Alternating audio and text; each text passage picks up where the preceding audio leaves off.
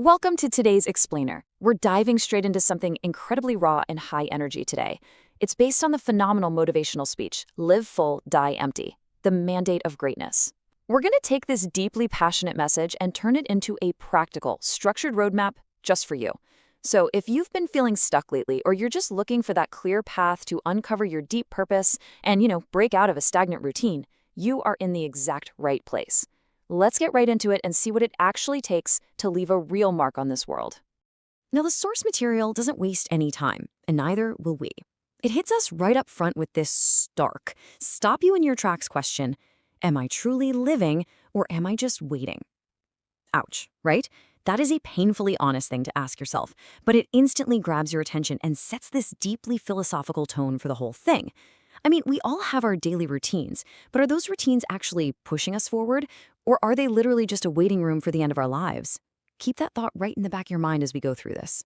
Section 1, the wake-up call. Let's talk about finding your why.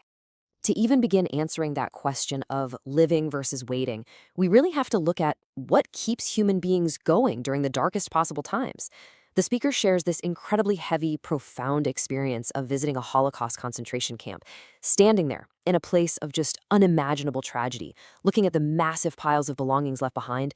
The speaker had a powerful realization about the human spirit.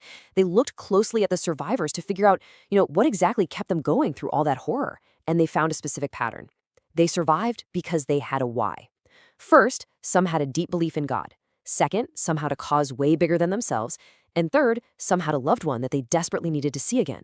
That kind of deep-rooted mental stamina, that's exactly what keeps a person alive when literally everything else is stripped away. So it really makes you ask, what's your reason for holding on? What is your why when things get impossibly tough? Moving on to Section 2. Diagnosis is not destiny. This is all about fighting the odds. Now, to really challenge our own everyday excuses, we have to look at the massive personal hurdles the speaker themselves had to face. Because hey, it's one thing to talk about mental stamina in theory, right? It's a completely different ballgame to live it out when you're staring down a grim prognosis. 17. That is the number of years the speaker has been battling cancer. They were told it had spread. Doctors asked if that grim reality meant anything to them. But the speaker, they absolutely refuse to let a doctor's prognosis become a death sentence. They make this incredible point that sometimes people actually die more from the weight and fear of the prognosis than from the disease itself. No way were they going to just sit in a corner and wait for death to tap them on the shoulder. And this right here brilliantly illustrates exactly how they survived those 17 years. It's a total contrast in mindset. On the left, you've got a focus on sickness. On the right, a focus on the work. The speaker lives by this one specific absolute rule: what you focus on the longest becomes the strongest. It's that simple. If you constantly focus on the negative, the sickness, the barriers, well, that's what's going to completely dominate your reality. Instead, the speaker deliberately, intentionally chooses to focus on their work, their mission, and their life. Which brings us to, honestly, one of the most powerful metaphors in the entire speech. Most people die at 21, but don't get buried until they are 65. Just let that sink in for a second. The speaker is talking about people who just stop growing. They stop taking risks. They stop truly living way, way before their physical bodies actually give out. They just coast, going through the motions for 40+ years. Listen, you have potential and abilities inside you right now that you probably can't even imagine. But you risk burying all of it if you just stop growing at 21. That brings us to Section 3, the 3 final questions: how we measure our lives. So how in the world do we avoid that tragic fate of dying at 21? Well, the speaker introduces a really specific set of metrics to measure a life well lived. And spoiler alert, these are definitely not about money or fame. They are entirely about the fundamental impact of your existence. The speaker points out that when you are getting ready to finally leave this earth, there are literally only 3 questions that actually matter. Number 1, did I live? Number 2, did I give? And number 3, did I leave anything behind? This is the ultimate framework for evaluating our daily choices. Let's break down each of these 3 pillars so we can really grasp what's being demanded of us here. All right, the first pillar: did I live? The speaker defines living through a very active, intentional lens. Did you do absolutely all you could possibly do? Did you travel? Did you love fiercely? Did you actively use your voice to speak up for what's right? Or did you, as the speaker so beautifully puts it, waste your sweetness on the desert air?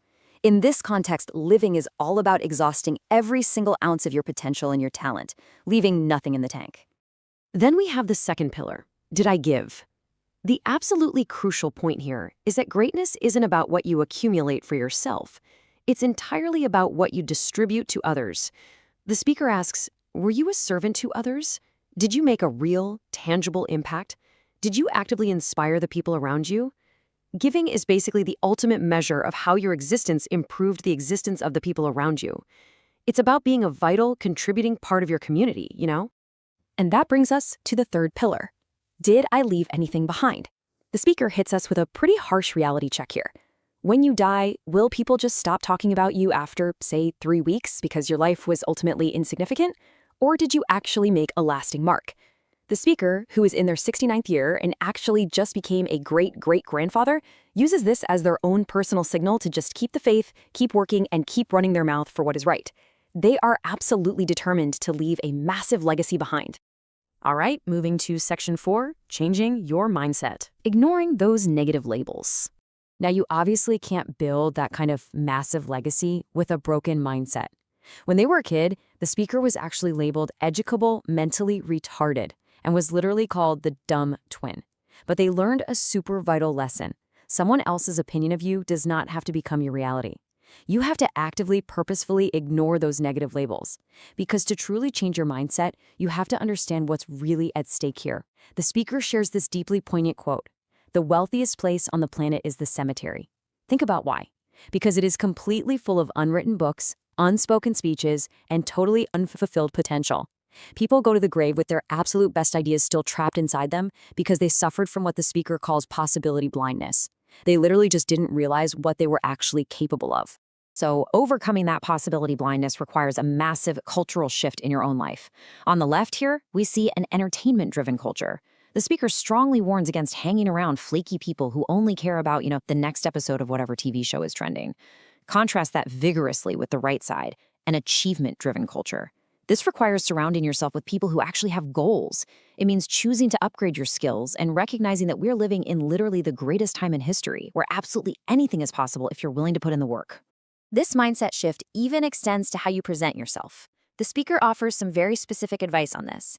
They talk about observing young people walking down the street with their pants below their butts, basically daring the world to say something to them. The speaker equates this image of looking like a suspect directly with that possibility blindness we were just talking about. The mandate here is to learn how to dress and present yourself like a prospect, someone with a bright, goal-oriented future, someone who is fully ready to step into an achievement-driven culture. Finally, Section 5, the call to action, proving that tough people last. Look, the reality is life is incredibly challenging. It's going to hit you on the blind side for sure. You are going to face defeats and major setbacks. But the core message here is total resilience. Tough times never last, but tough people do. You got to be willing to take the hit and just keep moving forward. And hey, if you feel like you've already messed up way too much in life, the speaker offers this incredible, profound reassurance. No matter your past, even if you have a criminal record, even if you made a massive, life-altering mistake at 16 years old, you are not lost, you are reachable, you are teachable, and you are redeemable. Your past mistakes absolutely do not define your future trajectory unless you allow them to. So what's the ultimate goal of all this relentless resilience? Well, the speaker completely redefines success for us. Success isn't just about you getting the win. True success is a state of achievement that actually requires successors. Like the speaker says, success without successors is failure.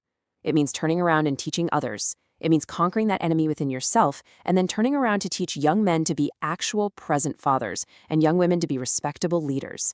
It's all about training up the next generation. Which brings us to the absolute core mandate of this entire explainer, delivered with total conviction. Live full, die empty. It means using up every single ounce of your potential, your talent, and your love before you leave this earth.